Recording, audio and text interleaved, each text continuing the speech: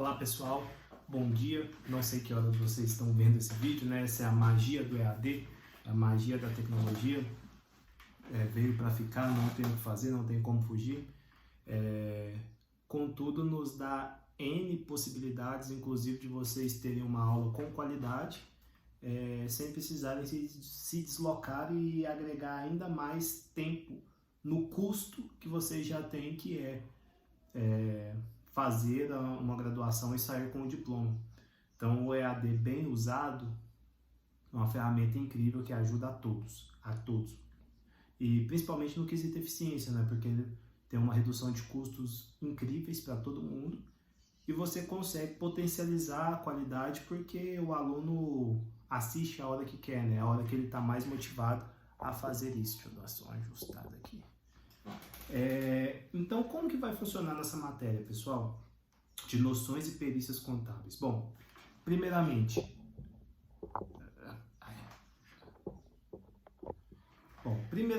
iremos sempre ter videoaulas. Eu prezo muito por conteúdos via vídeo. Contudo, curtos. Não esperem vídeos de 1 hora, senão aí não é EAD. Eu vou passar de aula e a gente faz no modelo tradicional, pelo amor de Deus. EAD é uma coisa sucinta e direta no qual vocês têm aquele objetivo final cumprido de uma forma eficiente. Então, esse é o objetivo do EAD. E nossa matéria de noções de perícias contábeis noções de perícias contábeis é uma matéria eletiva.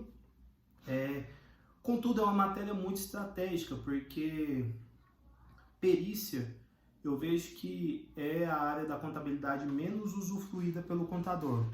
Nós temos vários contadores que possuem capacidade, estratégia e técnica para serem peritos, contudo, falta conhecimento e falta confiança para ser um perito contador.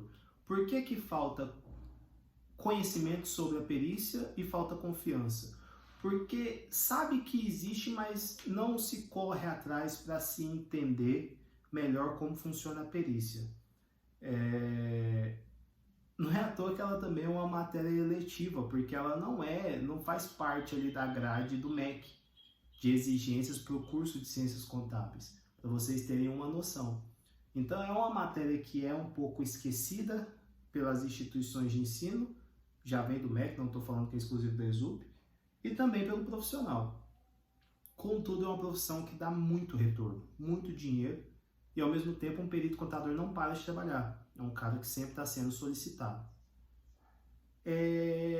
Contudo, falta conhecimento, como eu disse, do como se tornar um perito, aquelas pessoas que possuem conhecimento, falta confiança.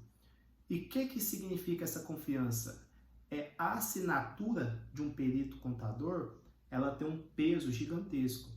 A assinatura de um contador já tem um peso gigantesco, né? Nossa profissão é aquela profissão que a caneta significa o nosso sucesso ou o nosso fim.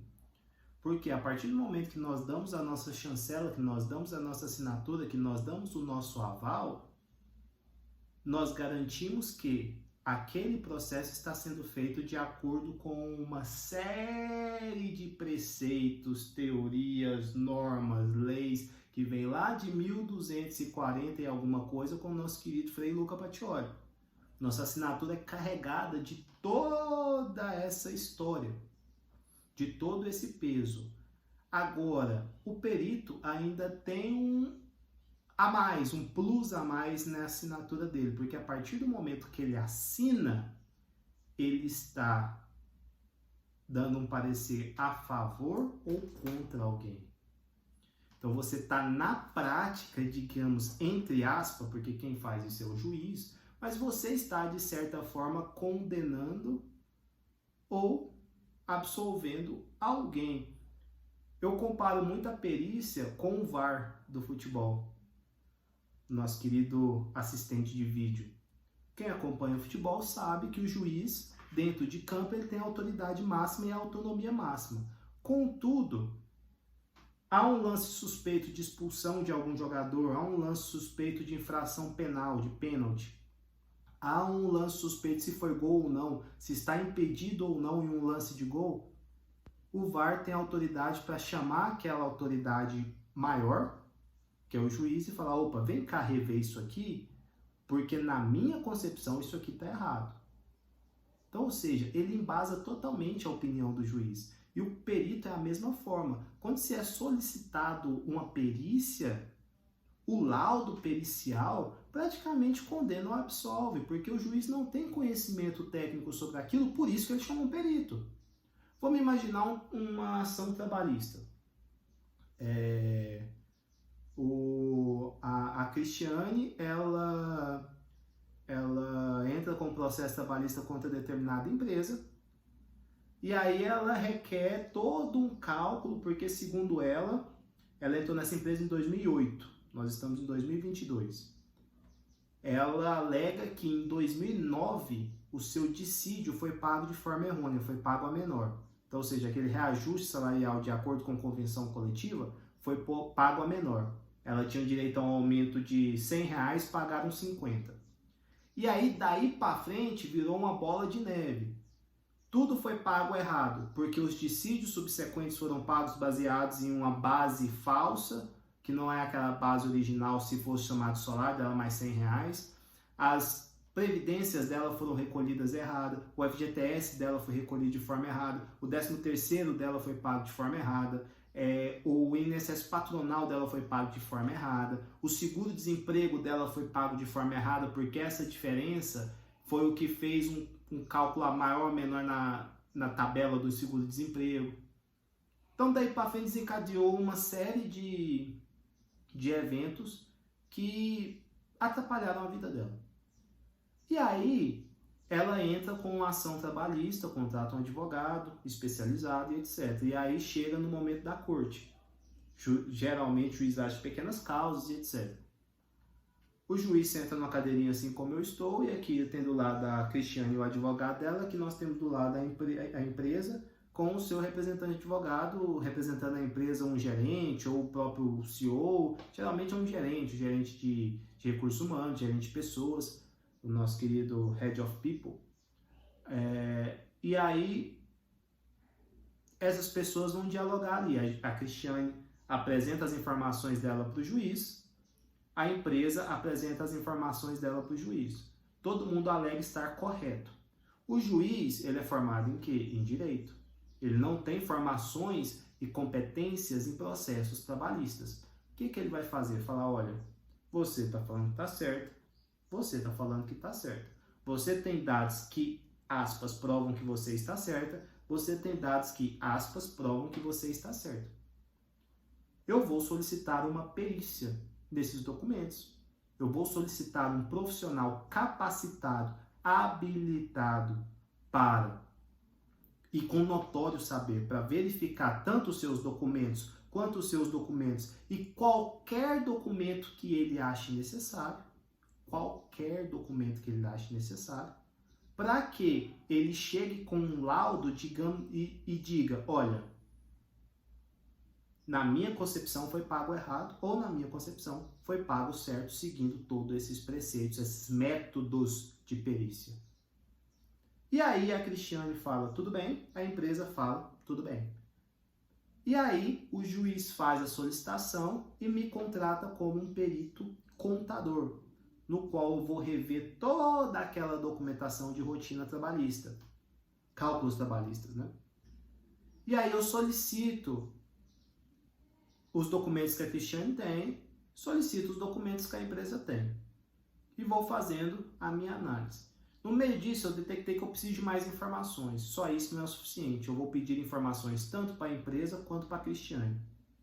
Aí a Cristiane percebe que ela errou um pouquinho, ela não estava tão certa assim. E aí ela começa a não querer dialogar e não passar as informações necessárias para o perito. O perito vai até o juiz e fala, olha, está acontecendo isso, isso, isso. O juiz vai e obriga ela a ceder tudo que o perito precisa. A empresa percebe que ela está errada. E aí ela começa a dificultar o trabalho da perícia. A perícia avisa o juiz que entra em contato com a empresa e a obriga a ceder tudo que o perito precisa para fazer o seu trabalho. E aí o perito refaz todos os cálculos e chega à conclusão que a empresa está errada e a Cristiane está correta. Por quê? Foi pago realmente errado. E aí, daí desencadeou uma série de fatores, um efeito dominó de erros, até chegar na data de hoje, 21º, né? 1º de fevereiro de 2022. E aí o juiz fala o seguinte: ok, tá errado. Mas como deveria ter sido feito? Qual é o correto? E aí esse laudo da perícia tem que ter não só o que está errado e como deveria ter sido feito correto. Beleza, esse laudo é completo, tá lá. Olha, foi calculado errado de 2008 a 2022 e as formas corretas de calcular seriam essas, de 2008 a 2022, gerando uma diferença a receber para a Cristiane de R$6.000. Laudo simples, direto, sucinto, laudo pericial é isso. O juiz não quer ficar lendo abobrinha, não. Ele quer ler 2 frases. E aí o juiz fala: empresa, você errou em R$6.000 no cálculo trabalhista da Cristiane. Contudo, ainda vai acrescer que juros, correção monetária pelo tempo, determinado de tal índice, etc. A empresa não concorda.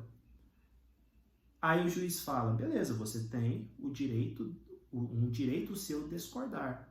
E aí a empresa contrata uma perícia interna. Ela contrata seu próprio perito para fazer aqueles cálculos novamente. E ela contrata o Cleidson. E aí o Cleidson refaz todos os cálculos e fala: opa, não é bem assim. O perito, o contador do juiz, errou em determinado modo. A empresa deve, mas não deve 6.000, deve 3. E aí a empresa apresenta esses documentos para o juiz. Aí o juiz chama o perito contador que ele contratou. Fala: opa, esse cara aqui falou que você está errado, e aí? E aí você fala: não, eu me baseei nessa metodologia. Ele se baseou em outra. Essa metodologia que eu utilizei é a correta, de acordo com a legislação tal, de acordo com a norma contábil tal, de acordo com o CPC tal. O Cleidson apresentou uma metodologia antiga, que não está embasada em legislação, ou não é um método científico muito confiável, ou não está em nenhuma norma contábil, nada. Ele não seguiu as normas. E aí o juiz faz o quê? Cancela todo aquele trabalho dele, leva em consideração o que o perito oficial concluiu e bate o martelo de que a Cristiane precisa receber aquele valor mais correções. Esse é o trabalho do perito. É isso que o perito faz. Contudo, parem para pensar. O perito condena alguém. E aí, vamos imaginar que o perito erre. Ou o perito, ele se dispõe a fazer aquela determinada perícia em 2 meses. E aí acontece uma série de eventos na vida do perito que ele não consegue entregar aquilo em 2 meses. Vocês sabem como funciona a justiça, né? Vão cair matando em cima dele. E ele passa a ser responsável, ele passa a responder criminalmente sobre aquilo. Ele prometeu algo e não cumpriu. Ou ele prometeu algo e fez errado. Somos humanos, podemos errar, claro, erro material. Mas e se esse erro foi um erro considerado grotesco? Se fosse o Cleidson que fosse o perito contador oficial e ele tivesse utilizado uma metodologia de cálculo totalmente errada, porque ele não seguiu o que ele deveria ter seguido, ele também responde por isso. Então, por isso que é tão complexo, mas ao mesmo tempo tão promissor a carreira de perito. Geralmente vemos como peritos pessoas que atuam em determinadas áreas por muitos anos. Eu atuo na área tributária por muitos anos, eu atuo na área contábil, societária por muitos anos, eu atuo na área de departamento pessoal por muitos anos. E essa pessoa carrega um know-how técnico e um know-how teórico. Por que o know-how técnico? Porque ela precisa saber operacionalizar. E por que o know-how teórico? Porque ela precisa saber quais normas contábeis utilizar. Não adianta você ser o expert em fechar balanço patrimonial se você não saber, por exemplo, quando aplicar um teste de impairment. Ou se você não saber, por exemplo, características de melhorias fundamentais. Características fundamentais de melhoria. Ou não saber as características fundamentais de uma informação contábil. Não adianta você saber fechar um balanço com maestria se você não saber as regras de amortização de um ativo intangível. E por que isso é importante? Vamos parar para pensar que uma empresa está sendo julgada devido à sua exploração ambiental de uma mina de carvão. Porque digamos que ela exauriu esse solo muito mais do que ela deveria. É uma informação contábil. Por quê? Porque uma mina, ela não sofre depreciação, ela sofre exaustão. Não é depreciação, é exaustão. E essa exaustão é reconhecida em balanço patrimonial. E na demonstração de resultado, que é considerada uma despesa. E aí isso é feito de forma errônea. E aí o contador vai identificar isso, o perito contador vai identificar isso, se ele souber fazer a forma correta de exaustão. E por que, pessoal, que um ativo ambiental ele sofre exaustão e não depreciação? Porque aquilo, em tese, é renovável, em tese, porque existem produtos não renováveis, né? Mas nós partimos do pressuposto como se fosse o nosso corpo humano. A gente chega ao fim do dia, a gente está morto de cansado, assim, a gente trabalhou muito, a gente está custando levantar para ir para a cama, dormir. Nós não falamos que nós chegamos à nossa depreciação zero, a gente fala o quê? Que nós estamos exaustos. Por quê? Porque a partir do momento que a gente tirar um sono ali, for bem feito, pá, beleza, tive uma noite tranquila, nós acordamos renovados. Então essa exaustão ela vai embora. Um solo é a mesma forma. Se você tem um período de exploração de X até X1, isso já é calculado para o quê? Ter exaustão nesse período, dali adiante não tem mais nenhuma exploração para esperar que esse solo se recupere e aí se possa ter uma nova exploração. Isso é chamar de manejo ou de qualquer outra coisa. Também quando se fala principalmente em ser vivo. Então, ou seja, são questões que o perito contador precisa dominar. Por quê? Caso ele erre, a culpa é dele. E aí, pessoal, com esse breve vídeo eu encerro por aqui. Vou disponibilizar slides dessa aula, sempre vai ser assim. Eu vou disponibilizar slides e vou gravar vídeos. E aí vão ser vídeos curtos de no máximo 20 minutos, no qual eu faço um geral daqueles slides que eu coloquei lá para vocês. E aí, durante esse período pode ter alguma atividade, eu posso cobrar alguma coisa, etc. Mas eu peço que vejam os vídeos com carinho, leiam o material com carinho, até porque vocês vão precisar para atividades, para provas e etc. Mas desejo a todos aí um bom dia, ou uma boa noite, ou uma boa tarde, independente da hora que vocês estejam assistindo este vídeo. Abraço!